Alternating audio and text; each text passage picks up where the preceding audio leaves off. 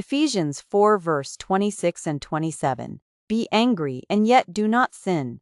Do not let the sun go down on your anger, and do not give the devil an opportunity. Paul's words are remarkably practical because they deal with something every person experiences: anger. It is important to notice that he does not say, never be angry. Instead, he says, be angry and yet do not sin. This tells us that anger itself is not automatically wrong. Anger is a natural emotional response. Jesus himself displayed righteous anger when he saw God's temple being misused. John 2 verse 13 to 17. He was also angry at the hardness of people's hearts. Mark 3 verse 5.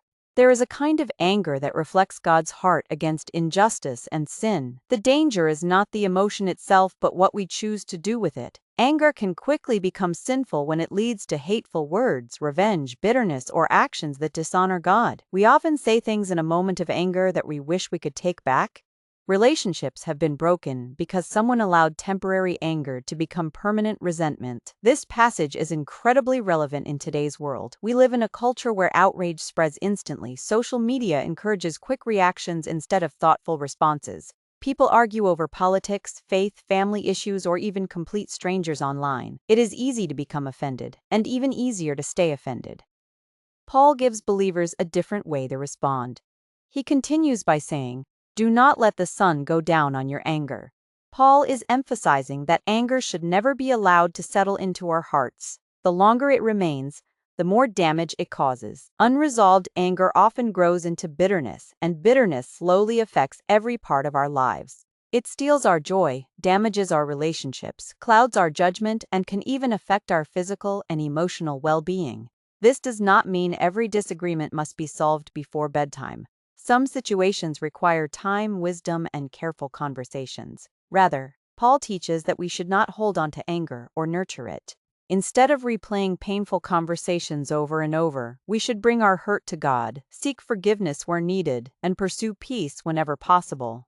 That can be difficult, especially when we have been deeply hurt. Perhaps someone betrayed your trust, spread lies about you, treated you unfairly, or rejected you. Those wounds are real, and God never asks us to pretend they did not happen. Forgiveness does not mean saying that sin was acceptable. It means choosing not to let that hurt control your heart any longer. Justice belongs to God, and He is the perfect judge. Paul then explains why this is so important. Do not give the devil an opportunity. The word translated opportunity carries the idea of giving someone a foothold or a place to stand. When anger is left unresolved, it creates an opening for the enemy to work. Satan delights in turning hurt into bitterness, misunderstandings into division, and disappointment into hatred. Many broken friendships, divided families, struggling marriages, and church conflicts began with anger that was never dealt with in a godly way. As followers of Christ, we are called to respond differently from the world. We should be quick to listen, slow to speak, and willing to bring our emotions before God instead of letting them control us. There are times when we must confront sin or establish healthy boundaries, but even then we are called to speak the truth in love rather than in rage. Ephesians 4 verse 26 and 27 reminds us that anger is like fire.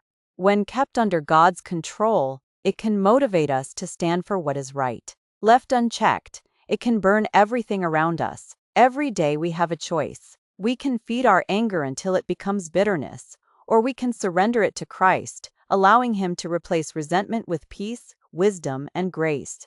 When we choose God's way, we protect both our relationships and our walk with Him, refusing to give the enemy any foothold in our lives.